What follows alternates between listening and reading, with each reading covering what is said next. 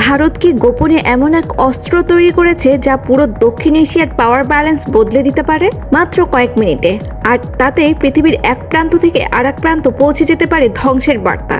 অন্যদিকে পাকিস্তানও বসে নেই, তারা নিয়ে এসেছে তাদের নতুন ট্রাম্প কার্ড ফাতাহ-3, যার গতি নিয়ে ইতিমধ্যে শুরু হয়েছে তীব্র আলোচনা। তাহলে প্রশ্ন একটাই, এশিয়ার আকাশে এখন কার অধিপত্য?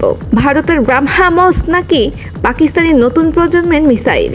কয়েকদিন আগে ভারত বঙ্গোপসাগরে একটি বিশাল এলাকা হঠাৎ করে নন ফ্লাই জোন ঘোষণা করে। সাধারণত এ ধরনের পদক্ষেপ বড় কোনো সামরিক পরীক্ষার আগেই দেখা যায়। এরপর থেকেই আন্তর্জাতিক প্রতিরক্ষা বিশ্লেষকদের মধ্যে শুরু হয় জোর আলোচনা। ভারত কি নতুন প্রজন্মের কোনো দীর্ঘপাল্লার ব্যালিস্টিক মিসাইল পরীক্ষা করছে?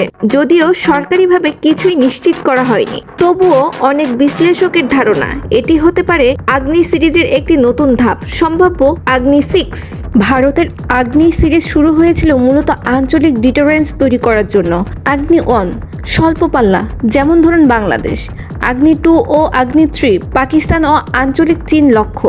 আগ্নি-5 প্রায় পুরো চীন পর্যন্ত পৌঁছাতে সক্ষম বলে ধারণা। কিন্তু সম্ভাব্য আগ্নি-6 যদি সত্যিই অস্তিত্বে আসে, তাহলে সেটি হতে পারে সম্পূর্ণ নতুন মাত্রার একটি অস্ত্র। বিশ্লেষকদের মতে এর রেঞ্জ 10,000 কিলোমিটারেরও বেশি হতে পারে, অর্থাৎ এটি শুধু আঞ্চলিক নয় বরং গ্লোবাল স্ট্র্যাটেজিক ওয়েপন হিসাবে কাজ করতে সক্ষম। এই পুরো আলোচনার সবচেয়ে ভয়ঙ্কর দিক হলো MIRV প্রযুক্তি।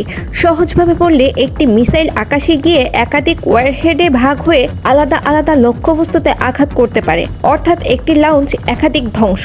এটাই আধুনিক মিসাইল ডিফেন্সি সিস্টেমের জন্য সবচেয়ে বড় চ্যালেঞ্জ। ভারতের এই অগ্রগতির মধ্যেই পাকিস্তান সামনে আনছে তাদের নতুন মিসাইল ফাতাহ-3। পাকিস্তানের দাবি অনুযায়ী গতি ম্যাক 4.5 পর্যন্ত, রেঞ্জ প্রায় 450 কিলোমিটার। যদি এই দাবি সত্য হয়, তাহলে এটি ব্রহ্মসের চেয়েও দ্রুত গতির একটি সুপারসনিক অস্ত্র হিসেবে বিবেচিত হবে। বিশেষজ্ঞদের মতে এর দ্রুত গতির লো অ্যাটিটিউড মিসাইল ইন্টারসেপ্ট করা অত্যন্ত কঠিন। এতদিন দক্ষিণ এশিয়ার সুপারসনিক অস্ত্রের ক্ষেত্রে সবচেয়ে আলোচিত নাম ছিল ব্রাহ্মোস। ভারত রাশিয়ার যৌথ প্রযুক্তিতে তৈরি এই মিসাইলের গতি ছিল প্রায় ম্যাক 2.8 থেকে 3 পর্যন্ত, কিন্তু এখন পাকিস্তানের দাবি অনুযায়ী ফাতাহ-3 আরও দ্রুত গতি। ফলে শুরু হয়েছে নতুন এক অস্ত্র প্রতিযোগিতা, যেখানে গতি, প্রযুক্তি এবং প্রিসিশন সবকিছু গুরুত্বপূর্ণ হয়ে উঠেছে। এই পুরো পরিস্থিতি শুধু ভারত পাকিস্তান পর্যন্ত সীমাবদ্ধ নয়, চীনও বিষয়টি গভীরভাবে পর্যবেক্ষণ করছে। কারণ ভারতের আগ্নি-5 এবং সম্ভাব্য আগ্নি-6 চীনের অনেক গুরুত্বপূর্ণ স্ট্র্যাটেজিক অঞ্চলে পৌঁছাতে সক্ষম বলে ধারণা করা হয়। চীনের বিশ্লেষকদের মতে ভারত ইন্দো প্যাসিফিক অঞ্চলে নিজের সামরিক অবস্থান আরও শক্তিশালী করতে চাইছে। যদিও চীনের সামরিক সক্ষমতা বিবেচনায় ভারত অনেক বেশি পিছিয়ে রয়েছে।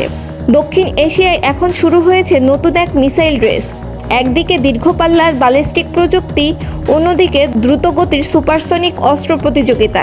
কিন্তু আসল প্রশ্ন হচ্ছে, এই প্রতিযোগিতা কি শুধু ডিটারেন্সের জন্য, নাকি ভবিষ্যতে এটি আরও বড় কোনো ভূ রাজনৈতিক অস্থিরতার দিকে নিয়ে যাবে?